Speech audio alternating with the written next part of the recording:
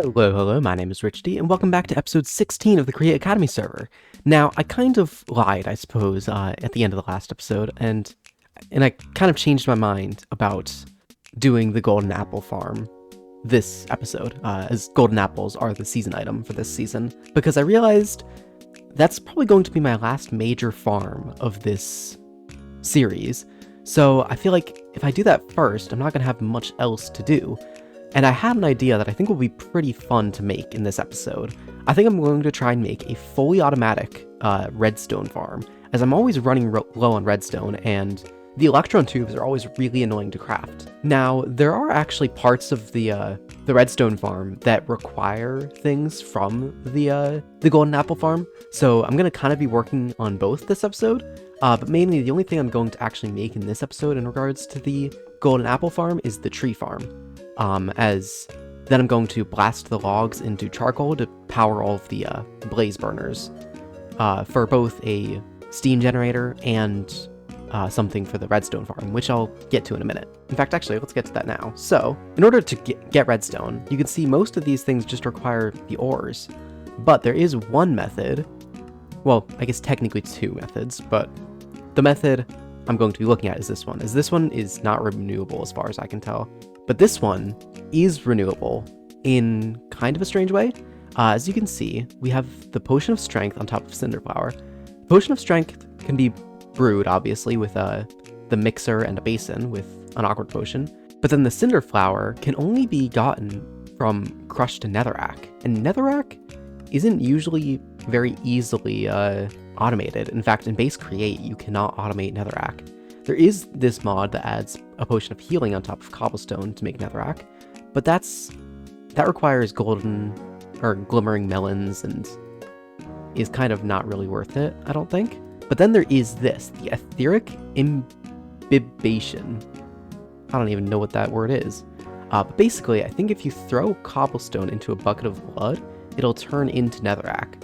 Now, I don't know much about the Sons of Sins mod at all, but I did a little bit of research, and to get a bucket of blood, it seems kind of difficult, and I don't even know if this, consumes the bucket of blood, because if it does, that would be a bit of a trouble. But basically, the bucket of blood can be crafted with a bucket, 4 bottles of blood, and 4 ether ashes. You get the ether ashes by using an osseous sword against creatures, and you get the blood by using the sickle of struggle, I believe. But the sickle of struggle actually requires the etheric ashes. So I'm gonna craft up that bone sword and get some ashes. So I think this thing pretty much just works like I kill an enemy and it drops ashes, but I haven't, as I said before, I have never used this mod, so I'll have to see if that is indeed how it works. Yep, so that looks to be the way you get ashes, considering it worked. So I'm just going to collect a few of these and then make that sickle. I think pretty much the way this sickle works, I think you use it against, humanoid mobs, like zombies, and it'll fill up bottles with blood, I think? Oh, yeah. In fact, it actually fills up 1 bucket per swing. So now I just need to test, because I'm kind of worried, honestly, that every time you use the bucket of blood, it will actually consume it. So it does not consume the bucket of blood, but it does take some time. So I think that using that is going to be a bit difficult. Although I could just have it so, I have a brass tunnel, and the brass tunnel will only pick up netherite. I guess that'll be the easy way to do it. So now it's time to start on the rest of the farm. So, the way I plan to do this farm, if we just look back at the recipe for redstone, we've already figured out the netherrack, so we don't need to worry about that. I'll just use the cobblestone generator, like always, for the cobblestone, and then put it in blood, and then I'll crush the netherrack. But then the potion of strength is where it gets a bit more interesting, I think. The awkward potion's pretty easy. You just have water, and then you can use mechanical harvesters for nether wart. But then the blaze powder, I didn't know this when I made my prison farm, but you really don't need a blaze farm for blaze powder. What you need is just some slime. And you might be thinking like, oh, there's magma cream here, and then that splits into blaze powder, so won't you need a magma farm? Well, no, because if I look at the recipes for slime balls, if you mix it while heated, you'll get magma cream. So I can just mix it up and then send the magma cream out into the centrifuge, and then it'll split up, and I can just send the slime balls back into the first blaze burner, and then it just gives me infinite blaze powder. And then the blaze powder can obviously be brewed. As for power for the blaze burners, I think I mentioned it. I'm gonna be making a tree farm, and then I'll use that tree farm, or I'll just be blasting the logs from the tree farm, and then using the charcoal to power the blaze burners. But now I just need to figure out where to put everything. I know that the golden apple farm is going to go right in this area, and I wanted to do the redstone farm right here, as I think it is pretty fitting having the like red crimsite right here. I might even add like a decorative drill, almost like, you know, we're drilling the crimsite for redstone, even though crimsite does not turn into redstone at all, but I think it'll still look pretty cool. So yeah, I think I'll put the, I'll mine out a big area here for the redstone farm. In fact, I should probably I think I'll try and lay out an area for both the golden apple farm and the redstone farm. Oh, and I forgot to mention, I did do a bit of mining, in between the episodes. I really didn't get that much though, because this thing is not nearly as efficient in getting stuff as I thought it would be. Kind of the reason I'm making the redstone farm. I kind of thought this would be my source of redstone, but it doesn't really work. All right, so the netherrack here is the redstone farm, and then the yellow here is going to be the gapple farm. As you can see, I didn't lay out that much space because I think, unlike the factory, I guess, both of these farms are going to be mostly in the wall. I guess this one is a fairly decent chunk of it is outside of the wall, but with the redstone farm, it's definitely going to be mostly in the wall, as I think there's going to be like a path through here, and I don't want this to jet out too much to block that path. But anyway, I guess now it's just a matter of clearing out space for it. So after some deliberation, I decided that probably the best thing to do is to have the tree farm actually be a separate building. So it's probably going to be really similar in design to the tree farm up on the surface, and then I'll just send all the materials from this into here. Well, it's going to be a joint tree farm and boiler room. So I'll have the tree farm at the top, and then all of the wood will come down, get blasted, put into the blaze burners, and then whatever is left will end up going into the redstone factory.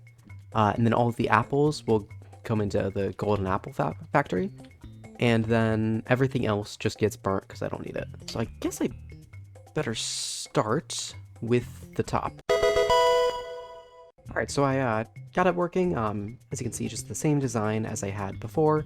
And of course it's a windmill bearing. That way I can actually use it as a base power for the workings of the boiler. That way it will always be running even if the boiler runs out of power. And then also I'm thinking for all of the buildings in this area, they're all going to use the same color scheme as I have for the warehouse, as I think that's what'll look the nicest. So here it is. It's definitely missing some shape or something. I don't know. I need to figure out what to add to it later, but for the time being, I can get started working on the boiler. I'll probably just do the same size of boiler I usually do, with 4 blazes. Alright, so here it is. I ended up going with, I know I said I would do 4 blaze burners, but I ended up going with 9, because if I did 4, it would be off-center, and I don't like it when things are off-center. Then I just have the blaster right here. I actually really like the andesite catwalks as like a cage for the lava for blasting. But then yeah, the shoots are just coming down from the tree farm. I am a little bit worried that the tree farm won't be able to keep up with this, but if not, I mean, it hasn't even planted all of the saplings yet, so I think it should be fine. But then also, in order to prevent this getting clogged up with all the other items, I have this chute that's taking everything that's not logs and throwing it away. Eventually I'll have it so that it'll take apples and put them somewhere else, but I still need to figure out how to actually route apples differently. I'll probably just have something down here, or probably have this taking everything, and then it dropping it onto a belt, and then everything that's not apples will be thrown into lava, and then apples will come up here and go somewhere else. But yeah, thankfully, I don't actually need all 9 of the blaze burners, so it should hopefully be fine. And then for now, I'm just kind of putting the charcoal in a chest. That way, it's not getting wasted. But I think it's time to start working on the factory over here. So I'm gonna route the charcoal over here and then figure out where I want everything to go. And it might be wasteful to use a brass tunnel entirely for decoration, but I'm doing it anyway. So first things first, once the charcoal comes in, it needs to go into, it needs to fuel a blaze burner for the magma cream. The magma cream then is going to need to go into a centrifuge. And then once everything's out of the centrifuge, I'm going to want to split off the slime balls and the blaze powder. The slime balls are just going to go right back up here. Then the blaze powder is going to go to get mixed. And I'm going to do the mixing here very uniquely, I think. See, I could just, you know, mix it normally, pump it from one basin to the next, and just go along a line like that. But I think it would be way more interesting to do it like this. So basically, the nether wart and water gets loaded in right here. Then it turns. The nether wart and water are mixed right here. Then it turns again so that the blaze powder can be loaded and then mixed into a strength potion right here. And then right here, it's pumped out into a tank for later usage. Obviously, this is more complicated than it needs to be, but it's pretty cool. I'll show you guys this once I get the nether wart farm. Alright, so I hooked everything up in order to give you guys a better idea of how exactly everything is going to work together, so I might actually be able to show you it really quick. So how this is going to work is the slime balls are going to be in here. Then once this has power, it's going to mix it up into a magma cream, which is then going to go into the centrifuge, which has a timer that makes it stop every 8 seconds in order to let magma cream into it, and then the slime balls and such out. And then the blaze powder goes into this chest, which then, after a bit, once this turns, it'll go into the basin. And then if these are powered, then they can be mixed up. And then, yeah, you can see it'll end up turning into the potion of strength. They're both controlled with a timer right underneath here. I think they're both 8 seconds.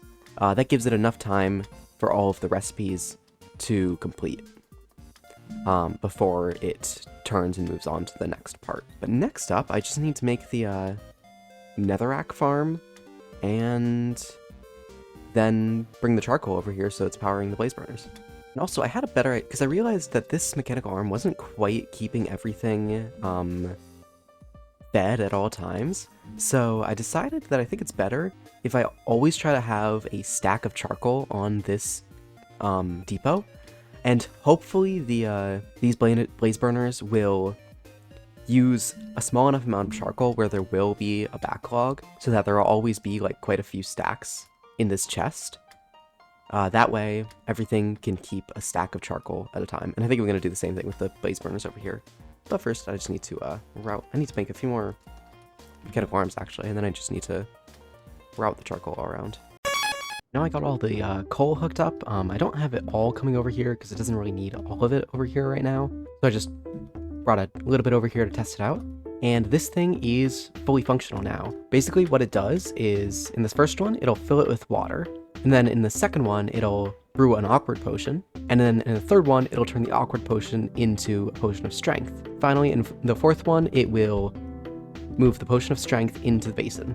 And in order to filter out the potion of strength and make sure that in case there is like a mundane potion or water or anything else in here, then it will bring it down, or it'll just move it down here, and this piston is just clearing out any water so it can always empty it out. Then there's just this filter, which is making sure that the potion of strength does not go down there. As you can see, I lost a little bit from some of the potion of strength going down here instead of into the fluid tank. And now all that's left to do is build the netherrack farm and crush it up.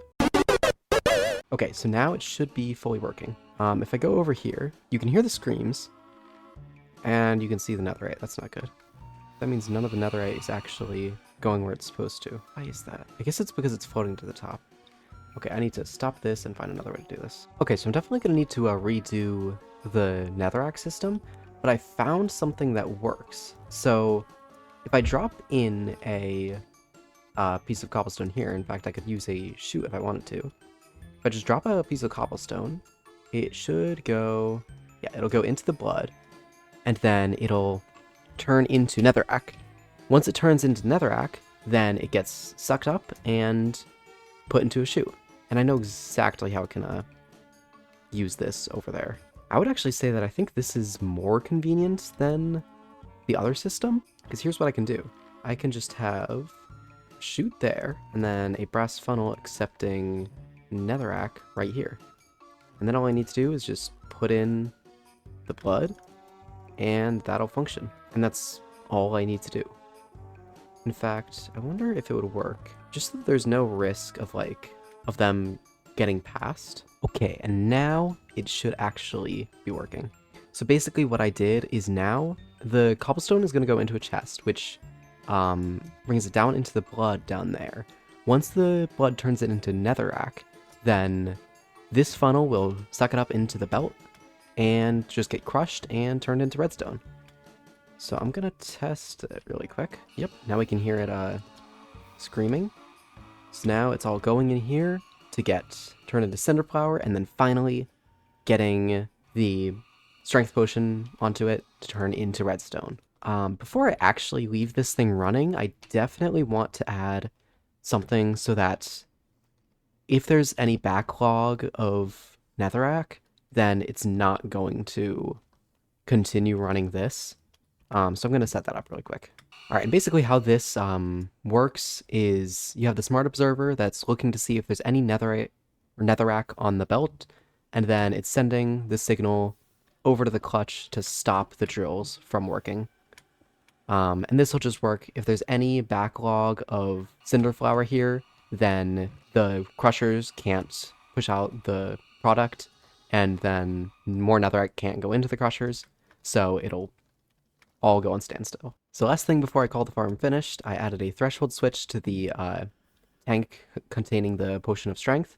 And basically what it does is it locks the repeaters so that they cannot receive, or so that they cannot send signals to allow the nether wart and blaze powder to go through. And it also stops this brass funnel from giving the mechanical arms charcoal. And that'll pretty much stop the entire working of the farm. I probably want to add one more right here that'll stop this one, just so I'm not wasting charcoal. But yeah, the farm is now finished. If I go over here, you can see it's already made a lot of redstone, and it's only making more. I'll probably do the decorating in between episodes, but I'm thinking that's where this one's gonna end off. The next one is probably going to be Vault Hunters again, and as I said, yeah, I'll decorate this place in between the episodes. I hope you enjoyed watching, and I'll catch you later. Bye!